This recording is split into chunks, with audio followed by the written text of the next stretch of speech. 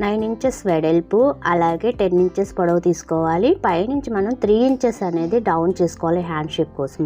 అక్కడ ఒక straight line తీసుకుని దాని మీద 7 ఇంచెస్ అనేది ఆర్మ్ రౌండ్ కోసం మార్కింగ్ చేసుకోవాలి.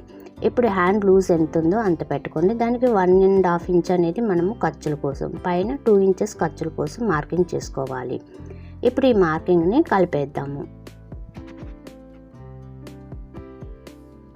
స్కేల్తో ఈ విధంగా మనము మార్కింగ్ని కలిపేసుకోవాలి. మనకి ఒక హ్యాండ్ కాబట్టి మనము ఒక ఫోల్డింగ్ అనేది వేసుకోవటం జరిగింది క్లాత్ని.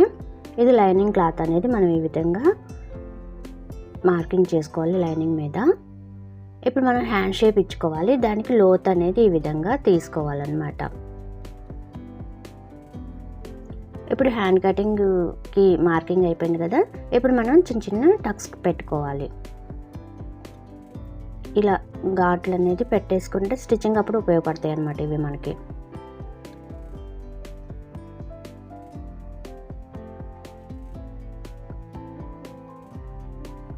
ఇప్పుడు మనము లోత్ అనేది ఈ విధంగా కట్ చేసుకోవాలి. ఇప్పుడు మనము మెయిన్ ఫ్యాబ్రిక్ అనేది తీసుకుందాము. దీని మీద 8 ఇంచెస్ అనేది పొడవు తీసుకున్నాను. వెడల్పు అనేది 18 ఇంచెస్ తీసుకున్నాను. ఇది ఫోల్డింగ్లో ఉందండి క్లాత్. ఒక ఫోల్డింగ్ మీద మనం ఈ విధంగా తీసుకోవాలి. తీసుకున్న మెజర్మెంట్ ప్రకారం కట్ చేసుకోవాలి. ఇప్పుడు పైనుంచి 3 ఇంచెస్ డౌన్ చేసుకోవాలి. మామూలుగా ఈ విధంగా అయితే ఊరికే అలా డౌన్ అనేది ఈ విధంగా ఇచ్చేసాను వీడియోలో చూపించినట్టుగా. చివరి నుంచి 7.5 ఇంచులకు ఒక మార్కింగ్ చేసుకోవాలి. అంటే పైన కింద మార్కింగ్ చేసుకోండి. అక్కడి నుంచి మనము ఆ చివర అనేది మనం వదిలేయాలన్నమాట ఆ ఫ్రిల్స్ కోసము. ఇప్పుడు చివరి నుంచి వదిలేద్దాము. ఇప్పుడు మనం క్లాత్ని ఓపెన్ చేసేసి ఫ్రిల్స్ అనేది మార్కింగ్ చేసుకున్న దగ్గర నుంచి ఈ విధంగా స్టిచ్ చేసుకోవాలి. రెండు వైపులా కూడా మనము స్టిచ్చింగ్ అనేది చేయాలన్నమాట ఫ్రిల్స్.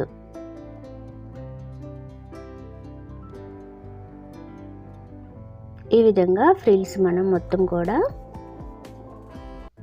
వేసుకోవాలి.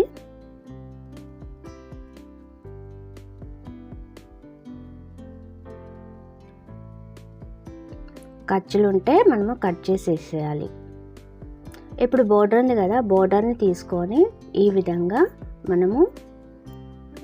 మనము అది హ్యాండ్ ఉంది కదా, హ్యాండ్కి పై భాగాన్ని పెట్టేసుకొని బోర్డర్ అనేది రాంగ్ సైడ్ పెట్టుకోవాలన్నమాట. పెట్టుకొని స్టిచ్ వేసుకొని తిప్పి మళ్ళీ పైన ఇంకొక స్టిచ్ అనేది వేసుకోవాలి.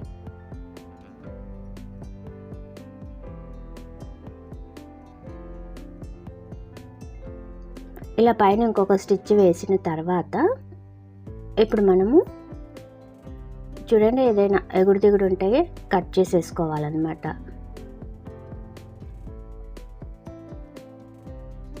కట్ చేసుకున్న తర్వాత ఇప్పుడు మనము లైనింగ్ ఫ్యాబ్రిక్ని దాని మీద పెట్టేసుకొని అంటే రాంగ్ సైడ్ పెట్టుకొని ఈ విధంగా నేను స్టిచ్ చేస్తున్నాను. అంటే చుట్టూ కూడా స్టిచ్ చేసుకోవాలి. ఇంతవరకు మాత్రమే. అంటే కింద నేను స్టిచ్ చేయలేదండి, చుట్టూ స్టిచ్ చేసి ఎక్స్ట్రా క్లాత్ని కట్ చేశాను. ఇప్పుడు కింద ఏంటంటే కొంచెం ఎగుడు దిగుడు ఉంటాయి కదా, అవి కట్ చేసేసుకోవాలి.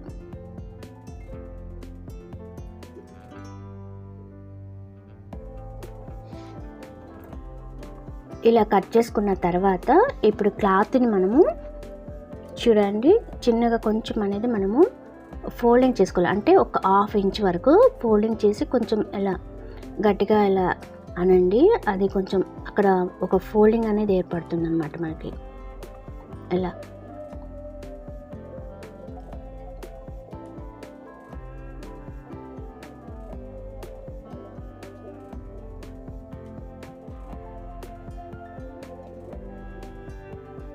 ఇలా అనుకొని అలాగే లైనింగ్ ఉంది కదా, ఆ లైనింగ్ కూడా ఇదే విధంగా పై వైపు కనాలన్నమాట. చూడండి నేను పెడుతున్నాను కదా, అట్లా పెట్టేసి ఆ రెండు కలిపేసి ఒక స్టిచ్ అనేది వేసుకోవాలి. లైనింగ్ అనేది కనిపించకుండా లోపలికి ఈ విధంగా మీరు ఫోల్డింగ్ చేసేయండి.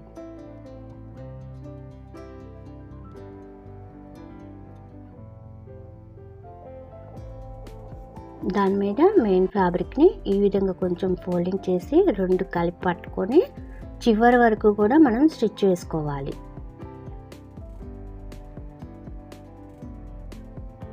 ఈ విధంగా స్టిచ్ వేసేయండి.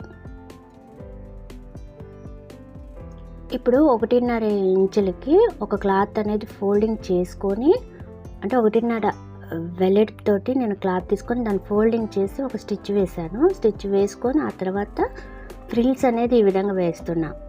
ఫ్రిల్స్ వేసుకొని చూడండి ఈ విధంగా. మీరు ఫ్రిల్స్ పొడవు ఎంత కావాలో దాన్ని బట్టి క్లాత్ అనేది తీసుకోండి. దానికి డబల్ తీసుకొని, పొడవు ఎంత కావాలో దానికి డబల్ తీసుకొని, ఖర్చుల కోసం ఒక 1/2 ఇంచ్ చూసుకొని తీసుకోవాలి. దాన్ని ఫోల్డింగ్ చేసుకొని అప్పుడు ఈ విధంగా ఫ్రిల్స్ వేసుకోవాలన్నమాట. చూసారు కదా, ఈ విధంగా ఫ్రిల్స్ వేసి పై భాగంలో పెట్టేసి హ్యాండ్కి పైన పెట్టేసి నేను ఈ విధంగా కుట్టేస్తున్నాను. వీడియోలో చూపించిన విధంగా మీరు కూడా స్టిచ్ చేసుకోండి.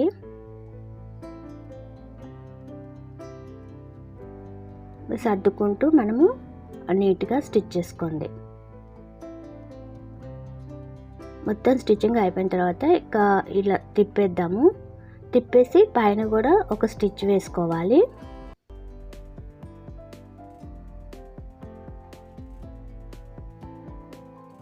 ఫ్రెండ్స్, వీడియో కనుక నచ్చితే ఒక లైక్ చేయండి. అలాగే ఫస్ట్ టైం మన ఛానల్ చూస్తుంటే కనుక తప్పకుండా సబ్స్క్రైబ్ చేసుకోండి. ఇలాంటి వీడియోస్ మీకు కావాలనుకుంటే కనుక తప్పకుండా సబ్స్క్రైబ్ చేసి బెల్ ఐకాన్ని ఆన్లో ఉంచండి.